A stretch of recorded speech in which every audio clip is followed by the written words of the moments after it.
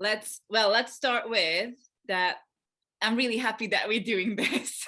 It's been like Me too. it's been a long time coming, but it's been like just a few weeks when I met you and said that, oh, by the way, would you like to do a workshop like that? I'm like, okay, yeah, why not?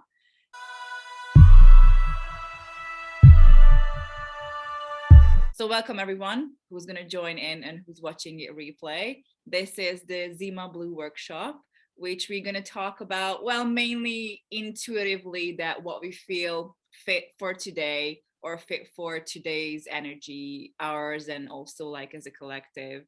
And my name is Bree. I am 31 years old and I'm currently in Hungary, Budapest with my family, but I also live in Leeds. I'm a holistic life coach. And what I like doing in my free time, I love helping people in my free time and expanding the great consciousness for the people. And here with me is Rakesh. Hi, Rakesh. Hello. Yeah, so thanks for inviting me, Bree. It was really, honestly, it's such an honor to be here because as I was saying to you earlier, it's something I've always wanted to do. Have some sort of just to share my experiences. I don't claim to know everything, but I feel like what I do share is valuable because I wish someone had shared this stuff with me, and I'm excited to share those things with you. I would say I used to label myself as a personal trainer, but now labels seem to be disintegrating. So I'm just going to say I'm a fellow human being on the same journey or a similar journey to everyone else. Currently, I'm a personal trainer based in Leeds, and that's how me and Bree met. And I think energy just draws itself to itself, and we met. We have a very similar mindset and a lot in common.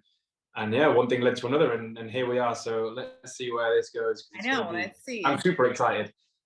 Me too. I was like, okay, let's do this. And the best thing that I'm really proud of, like, let me know like how you feel. The best thing and we also talked about this, that it's like there are gonna be topics that we're gonna touch upon, and it's in an experimental stage, like this whole workshop, that it's just that we feel that we want to lead that conversation. So there's no right or wrong here. It's a safe space to even share or even just have like a brainstorm with yourself in the corner or whatever. But it's not like we have to go through in a way, but we are just like you're basically like creating a dance in like conversation and everything. But the one thing that I would like to do first with our listeners and people who are watching and joining is that just to make it a little bit interactive. So I would say let's play a game. According to the reason that why I chose this name, which is from a Netflix show. We're really pushing Netflix right now. Never mind. It's called Love, Death, and Robots, which is an episode is there, I think, in the first season. It's called Zima Blue, which is about basically the origins of a character, that how he evolved as a human and or like a creature, and how he found his way back to his origins, and where basically he decided he realized that he's the happiest and he always like meant to be as that kind of creature. So I want to ask a question and propose a question for actually all of us, because it's really educational if you just go back to the basics, right? So just write that in a piece of paper, that who am I? And think about it for a few seconds, or think about it for a few minutes, or think about how much that you want to. And without mentioning, and it was so good that we were like, I started with the positioning, that how old I am and what's my name. And Rakesh said that I'm just a fellow human being on the same journey with you. So let's get like not go through the positioning, like what we are, but who we are, not using names, not using positions as like what do you do for your job, daily job, not using age or anything like that, but just who you are as like a naked human being. And at the end of the workshop, we will see that whether the perspective of you as who you are changed, and if so, how.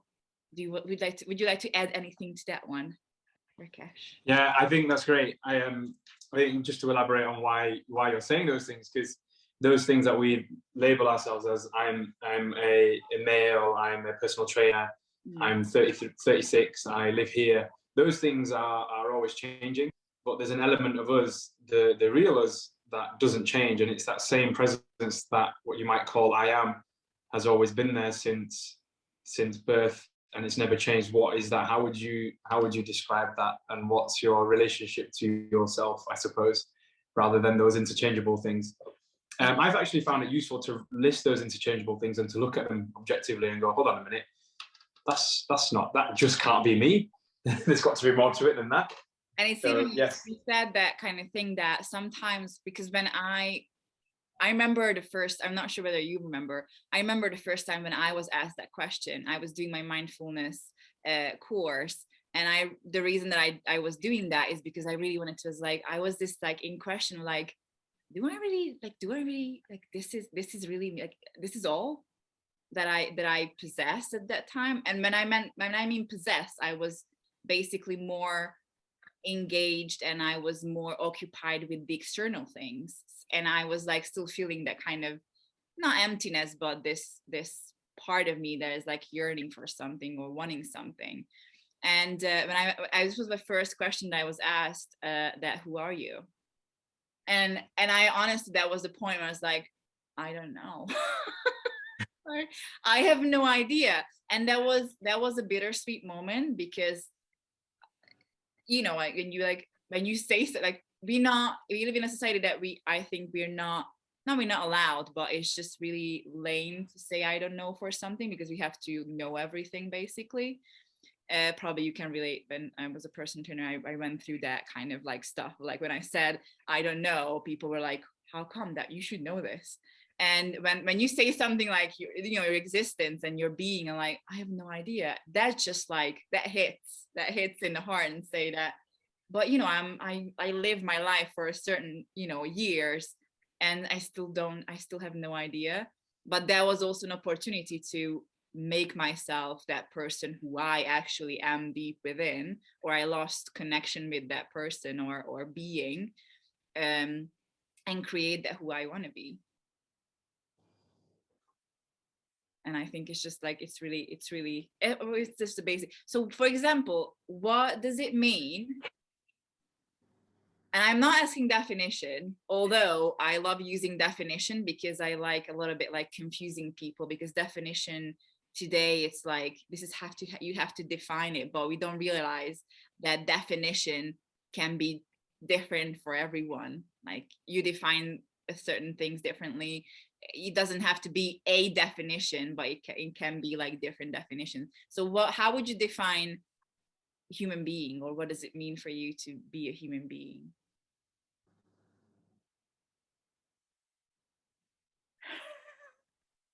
Oh, you're asking me now? You want my opinion on this? You. Okay. This is these are great questions, because I think my answers to these have changed over the years. When I first, I think I read the book. It was by Michael Singer. It was either Michael Singer, The Untethered Soul, or a.k.a. The Power of Now.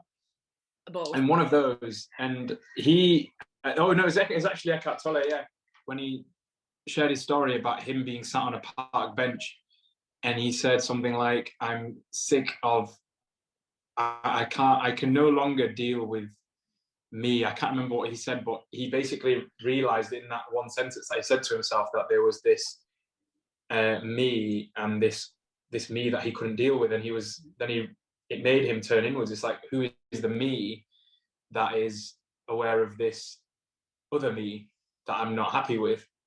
And that's when he realized, and his mind fell into like a deep silence. And I feel like it's something that's equally available to us all. And I feel like I've experienced something similar to that. And when I first read it, I was like, oh yeah, and it's literally right in front of you. It's the easiest thing. It's so simple. But then I was like, well, we've got this body though. I've got a life to live. Where does that? And so initially it led to